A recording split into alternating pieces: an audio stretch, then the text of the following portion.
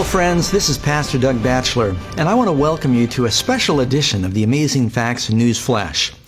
There has been an awful lot happening in this last year dealing with historic prophetic headlines. And we thought it was very important to get this information out to share with you, and we hope that you'll share it with others. You know, as I was reflecting on everything that was happening in the news over the last year, I was making notes. And in considering and reviewing the notes, it is astonishing to me how busy Pope Francis has been in trying to build a confederacy of world religions and world leaders that really are setting the stage for the final events of prophecy. In fact, I don't think it would be an overstatement to say that this year has been one of the most significant years in the history of the Catholic Church in centuries. So our presentation today is dealing with Benchmarks of the Beast, a year of historic headlines. For hundreds of years, Protestants have all agreed that the little horn spoken of in the prophecies of Daniel and the Antichrist spoken of in the book of Revelation is really identified as the papacy. Now, just so you'll know that I'm not the only one that feels this way, take a look at some of the founders of the Protestant Reformation and how they viewed the office of the papacy. For instance, take Martin Luther, the founder of the Lutheran Church and father of the Protestant Reformation. He wrote, "We here are of the conviction that the papacy is the seat of the true and real Antichrist." Can't be any more plain than that. Take, for instance, John Calvin, one of the founders of the Presbyterian Church. He wrote, "I deny him to be the vicar of Christ who, in furiously persecuting the gospel, demonstrates by his conduct that he is Antichrist." Why don't we jump to John Wesley, founder of the Methodist Church? Here's what he said. "He it is that exalts himself above all that is called God, or that is worship, claiming the highest power and the highest honor, claiming the prerogatives which belong to God alone." I could go on talking about these different characters. From Wycliffe to Tyndale, Kramer, John Bunyan, author of Pilgrim's Progress, the translators of the King James Bible, the men who published the Westminster and Baptist Confessions, Sir Isaac Newton, George Whitefield, Jonathan Edwards, Charles Spurgeon, these men among countless others all saw the office of the papacy as Antichrist. But how different are the sentiments in the Christian churches today? The evangelical world seems to be boldly embracing the Catholic Church and saying we're all one. They don't understand the very unique differences between Protestant Christianity and Catholicism. They've forgotten their history.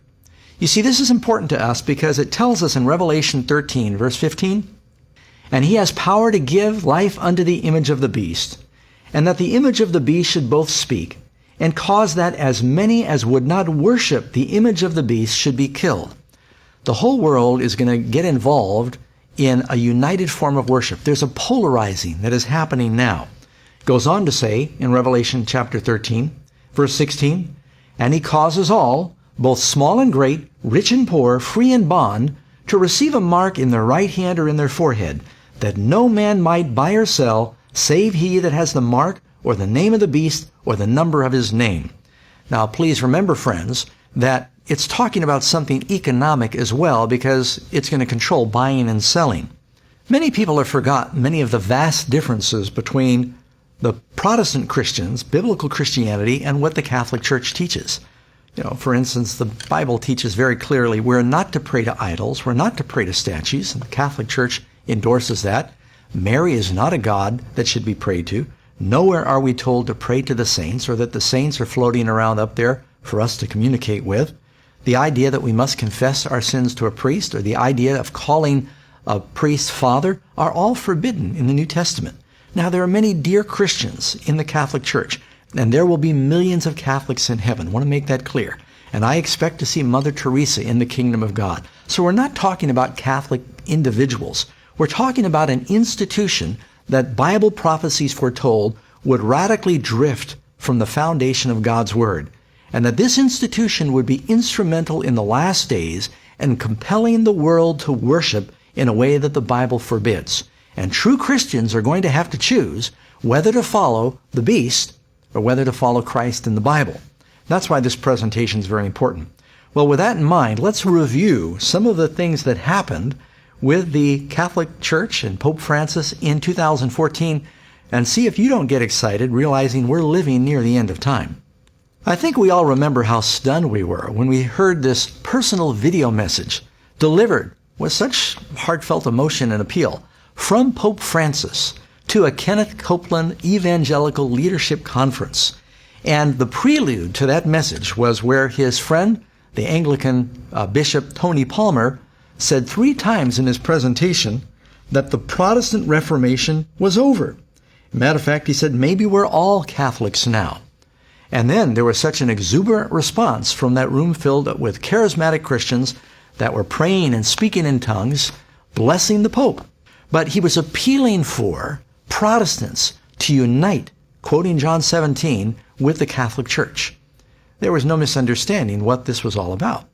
Our next historic headline came March 13, when Pope Francis was invited to address a joint session of Congress.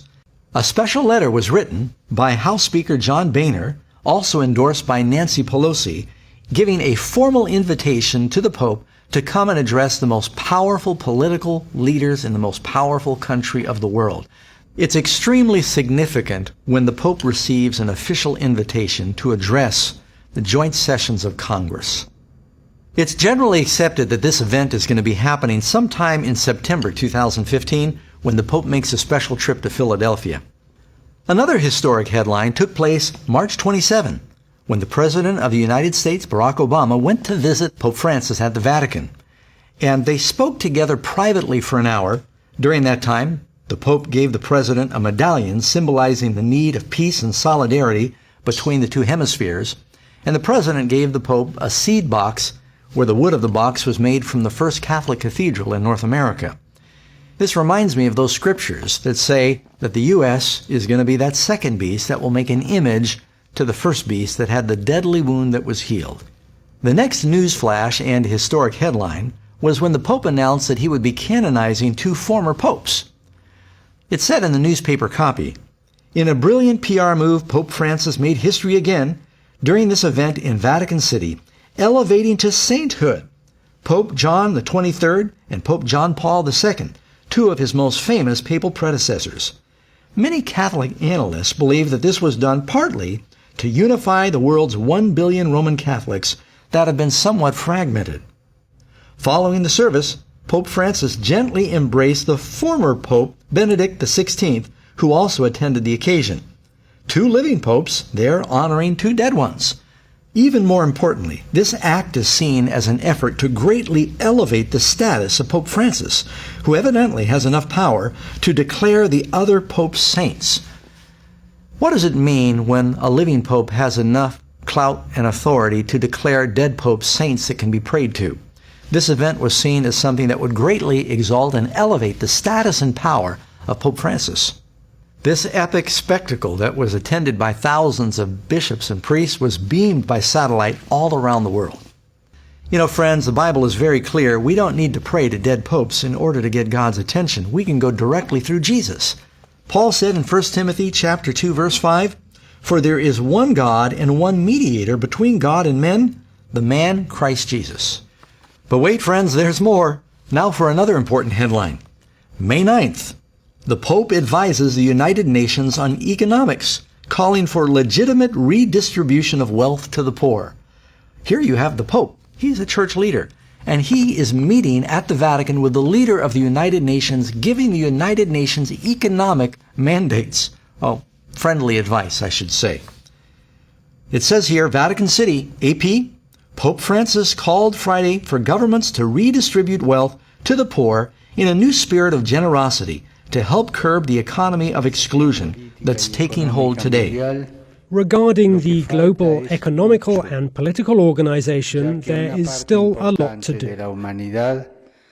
An important part of humanity continues being excluded from the benefits of progress and, in fact, set aside as second-class human beings. The future Sustainable Development Goals should be formulated and executed with magnanimity and courage for them to reach and have an impact on the structural causes of poverty and hunger. Francis made the appeal during a speech to UN Secretary General Ban Ki-moon and the heads of major UN agencies who are meeting in Rome this week. Latin America's first pope has frequently lashed out at the injustice of capitalism on the global economic systems that exclude so much of humanity. On Friday, Francis called for the United Nations to promote a worldwide ethical mobilization of solidarity with the poor in a new spirit of generosity. All of this may seem to be just very innocuous and fine, but what gets my attention is look at the power of the Pope, that the leaders of the United Nations are in the Vatican and the Pope is talking about economic policy. Doesn't Revelation tell us that the time is coming when this beast power is going to declare who can buy and sell? It's all leading in that direction, friends. Another headline. On May 25, Pope Francis made his first visit to the Holy Land and he called for peace. Il principe della pace. Desidero rivolgere un invito a lei, signor Presidente Mahmoud Abbas, e al signor Presidente Shimon Peres ad elevare insieme con me una intensa preghiera, invocando da Dio il dono della pace. Offro la mia casa in Vaticano per ospitare questo incontro di preghiera. This was the first time Pope Francis made a visit to the most important holy sites for Jews, Muslims, Protestants, and Catholics. This represents a very significant photo op for the leader of the Catholic Church, showing that here he is, hugging and embracing Jews and Muslims and Protestants all on this holy site. You know, this reminds me of that verse in 2 Thessalonians 2, verse 3 and 4.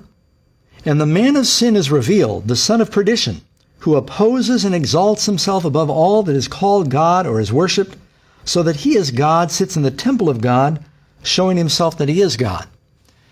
You know, friends, it wasn't a mistake, speaking to the general evangelical Christians that are waiting for the temple to be rebuilt and that are campaigning for the freedom of Israel, that the Pope would go to that location to show that he can pull together the world's religions.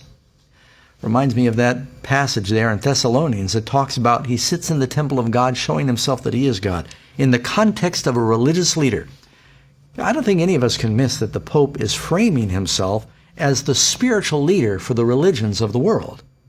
You can see this is a picture that really says it all, friends. Here you have the Pope standing by the Wailing Wall, this holy site, and he's flanked by Muslims, Orthodox, and regular Jews. Let's not misunderstand the significance of what happens when the Pope comes to the convergent point of the religions of the world, the Middle East, and he embraces the Muslims and the Jews and the Christians and places himself in the middle of it all. Our next historic headline took place June 1st, when the Pope attended a charismatic convocation for the first time. It says it right here in the copy. Pope Francis speaks to almost 53,000 charismatics gathered in the Olympic Stadium in Rome for the 37th National Convention for the Renewal of the Spirit Conference.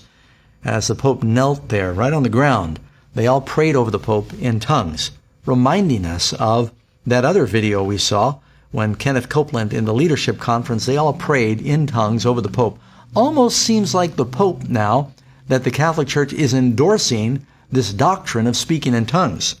In fact, it said here in the newspaper report that during the event, the Pope acknowledged he had once been uncomfortable with the charismatic movement, but he said he is evidently feeling much better now. In fact, the Vatican declared this is the first time in history in which a Pope has visited an international charismatic renewal convocation. And we have another historic headline. Joel Osteen observed Francis in action when the Pope met with those 53,000 charismatic Roman Catholics during the worship service at Rome's Olympic Stadium. Friends, this I thought was something. When Joel Osteen said Friday, it was a great honor to represent the pastors of America in meeting with the pontiff, who he described as a warm and personable person full of joy. And he represents a church, one of the largest Protestant churches in North America, but he doesn't represent me, and he doesn't represent a lot of other Protestant pastors in North America. What do you make of it? I think the Pope is fantastic. You know, I just think his tone, his humility, his, you know, I loved when he said the other day, you know, and it's our view too. We're not trying to, you know, make this a little bitty narrow thing. Anybody's welcome. We may not agree 100% on doctrine and theology, but you know what? The church, Catholic Church, our church, it's open for everybody, so I like his tone. I think those are some fascinating comments from Pastor Osteen, who's such a widely respected figure in North America. Pope Francis invited these Protestant leaders to the Vatican, including members of the Latter-day Saints, to discuss the question, can we find common ground in order to advance the life and ministry of Jesus so people can experience the joy of the Christian faith? All sounds so beautiful, friends, but it's all leading towards a dangerous kind of unity. The next historic headline took place on June 8th, when the Pope inserts himself in the Middle East peace process.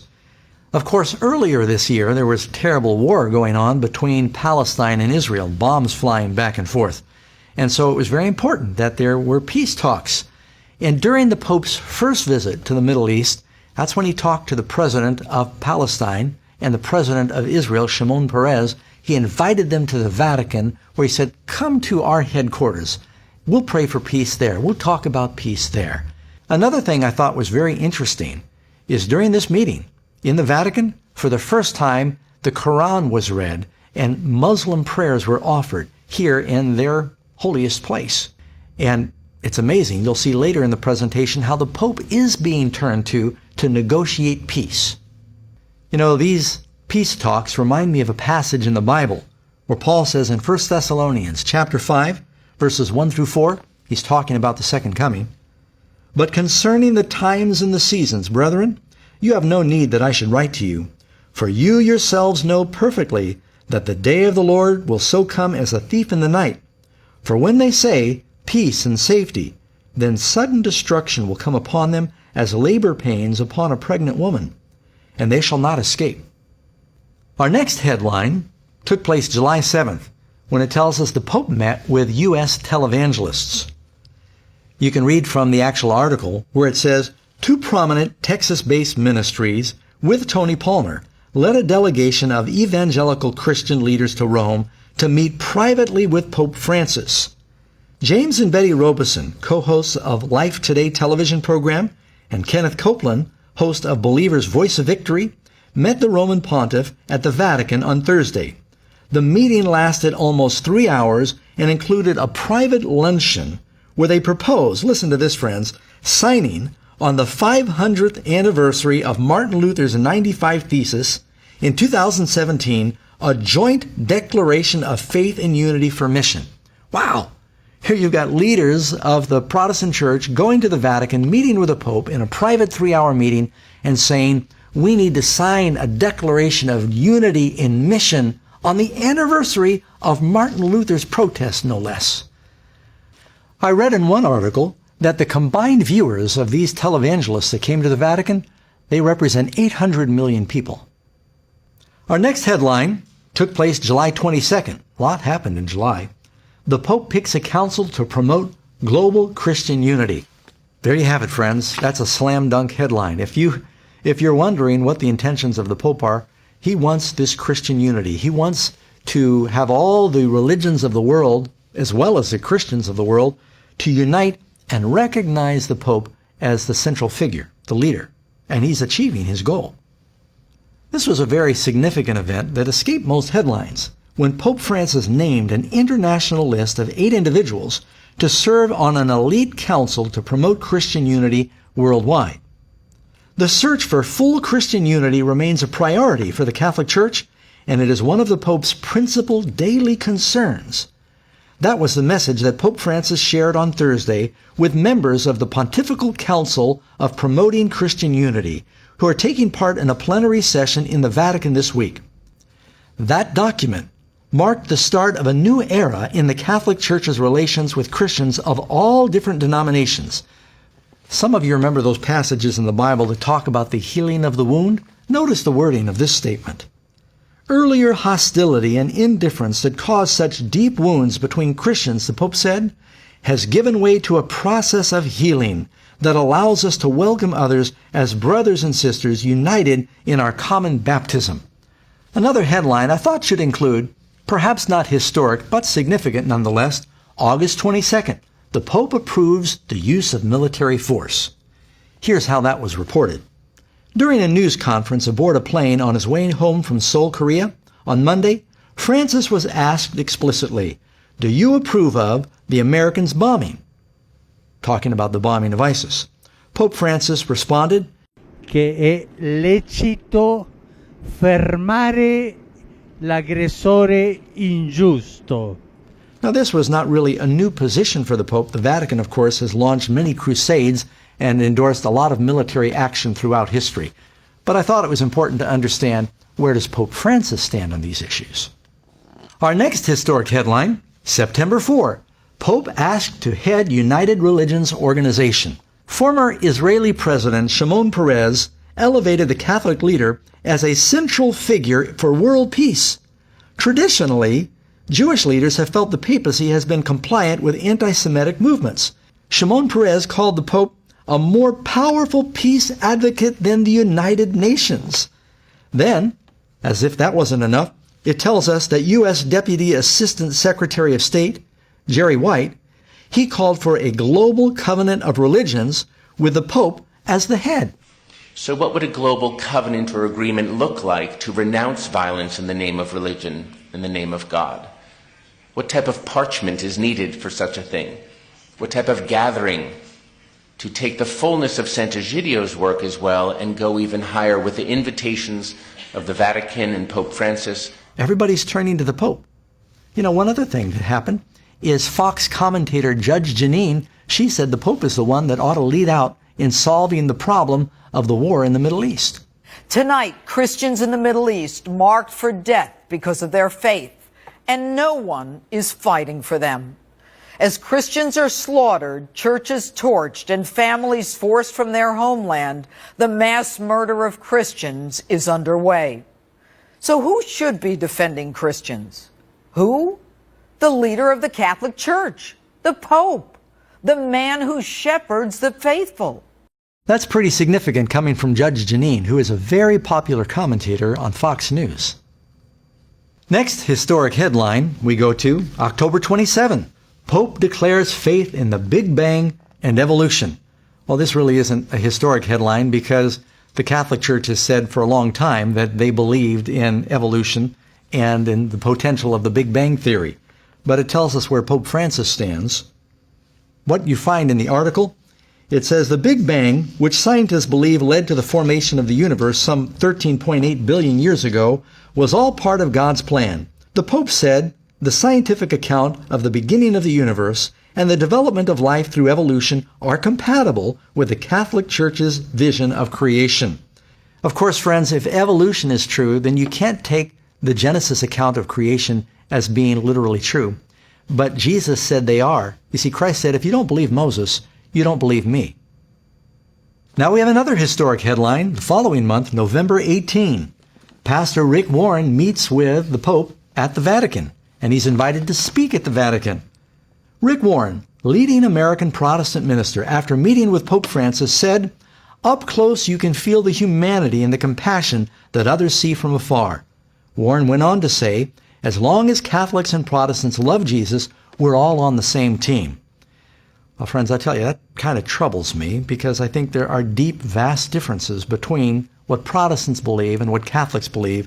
And all of this love language is really, it's being used to build a false unity that's going to work against us in the last days. Participants at the conference, that included Southern Baptists as well as Muslims, Jewish, and Latter-day Saint representatives, considered topics such as traditional marriage, cohabitation, and same-sex marriage. You can see the unity is all being based upon things that are very important to these various religions, but that unity is going to end up backfiring. I think everybody recognizes that Rick Warren, who is probably one of the most influential American authors and pastors, for him to go and represent evangelicals of North America speaks volumes.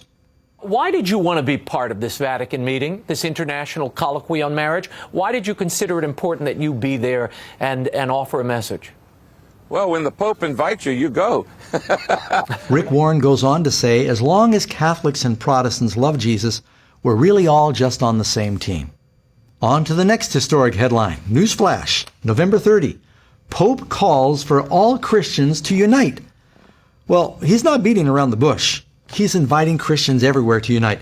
And listen to this. Speaking from Istanbul, Turkey, Pope Francis, joined by Patriarch Bartholomew, the spiritual leader of 250 million Orthodox Christians, he's encouraging all the faithful to join them in praying that all may be one, that the world may believe.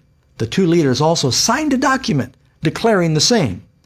In addition, the Pope and the Patriarch also called on the world to foster solidarity and greater dialogue with Islam that is based on friendship and respect. Have you ever wondered how the Islamic religion was going to fit into the final scenario of the book of Revelation? Well, they're all pushing for a love one another unity here. Again, you find the language healing the wound. Notice, Bartholomew I says in a meeting with Pope Francis, with help the move of the two churches closer to ending their nearly 1,000-year divide, Francis was urging participants to speak out boldly and listen humbly, but also healing the wounds of Christian division. That comes from the Boston Globe. Do you remember that verse, friends? Revelation 13:12? And he exercises all the authority of the first beast in his presence and causes the earth and those who dwell in it to worship the first beast whose deadly wound was healed. There's really no way to misunderstand the Pope's message when he's inviting all of the separated Protestant brethren to come home and unite. Our next historic headline, December 2, Pope joins world leaders to condemn slavery. That's a cause I think we would all support. But just notice that he calls together the religious leaders of the world, and they come to Rome. It says, for the first time in history, major Catholic, Anglican, and Orthodox Christian authorities, along with leaders of the Buddhist, Hindu, Jewish, and Muslim religions, that covers about everybody, met to sign a shared commitment against modern slavery, which is considered a crime against humanity. I agree with the cause of what brought them together, but I think people are missing the very subtle message that is being sent that these religious leaders all continue to come to Rome to have an impact, recognizing the Pope as the supreme religious leader of even the other world religions. Okay, friends, moving on to our next historic headline, December 11, Pope Francis takes the world by storm. This comes from a report released by the Pew Research Center, and it shows that the Pope has broad support across much of the world. 60% of the 43 nations polled have a positive view of the pontiff. And Americans in particular have shown their fondness for Pope Francis, often extolling his simplistic style. According to the same Pew Research study, 78% of Americans view the Pope favorably. The president would love ratings like that. Friends, do you realize that means that Pope Francis has the highest ratings of any politician or religious leader in the world? Next headline, December 15, Pope leads the most progressive year for the Catholic Church. This is actually from an article written by Paul Moses, professor, Brooklyn College in New York. It reads that Pope Francis has initiated a revolution in the Catholic Church in 2014, a revolution of common sense rather than ideology or doctrine. Our next historic headline, December 16. The U.S. asks the Vatican to help close Guantanamo Bay, according to Russia Today. We might have thought that that was just a scandalous conspiracy headline until you read what happens in the next headline the next day. December 17. The Pope mediates peace between the U.S. and Cuba in secret talks.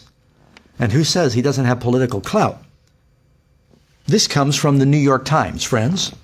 In a deal negotiated during 18 months of secret talks, hosted largely by Canada and encouraged by Pope Francis, who hosted the final meeting at the Vatican, Mr. Obama and President Raul Castro of Cuba agreed in a telephone call to put aside decades of hostility and find a new relationship between the United States and the island nation just 90 miles off the coast.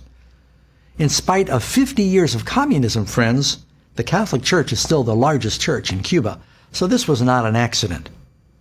Why does this remind me of Revelation chapter 17, where it says, "Come, I'll show you the judgment of the great harlot who sits on many waters, with whom the kings of the earth have committed fornication."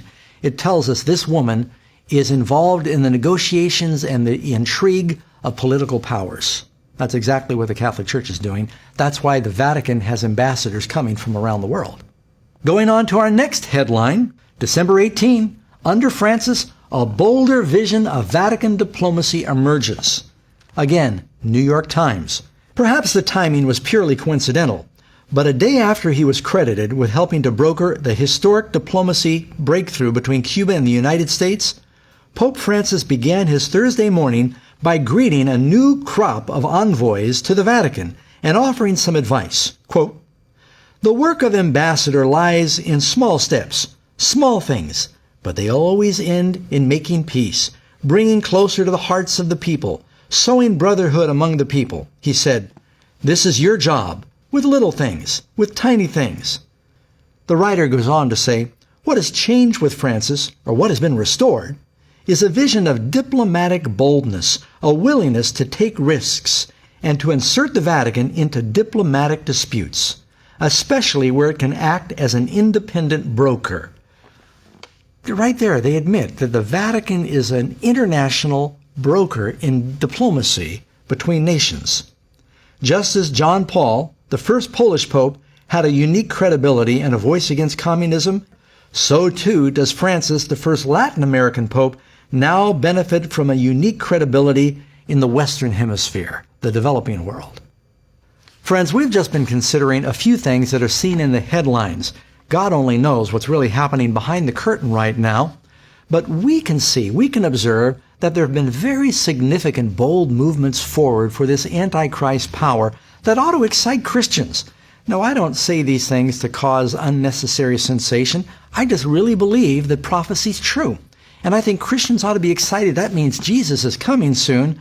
This also ought to be a mobilizing influence for the church so that we can do everything we can to get the message out.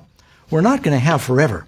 So friends, when we consider all these historic headlines, I need to just ask you, what do you think would happen right now if there's a financial international meltdown?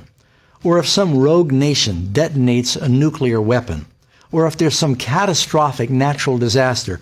After looking at these headlines, where do you think the people and leaders of the world are going to turn for help? Is there any question that they're going to be turning to the Vatican? They're going to be turning to Pope Francis? Now, I don't know whether this Pope is the one that is going to implement all of the final events, but I don't think anyone can deny that this first Jesuit Pope is doing more than anyone before him to set the stage for the final events, and we ought to be praying and getting ready. Friends, I should also mention at this point that Amazing Facts has a special DVD called Revelation, The Bride, the Beast, and Babylon. It explains a lot of these things that we're talking about. You need to be able to share that with other people, help them understand who is the Antichrist power that Protestants recognize in the last days. And if there's anything you could do to help us get these DVDs out, friends, we would deeply appreciate it. We really need your help right now. We're developing a new study lesson that goes along with our Revelation DVD, and we're trying to create a version that'll make it easy to mass mail this product all over communities and get it around the world, to translate it into other languages. Time is running out. People need to know the truth. God bless you. Let's all pray together. We can be ready for that day when Jesus comes very soon.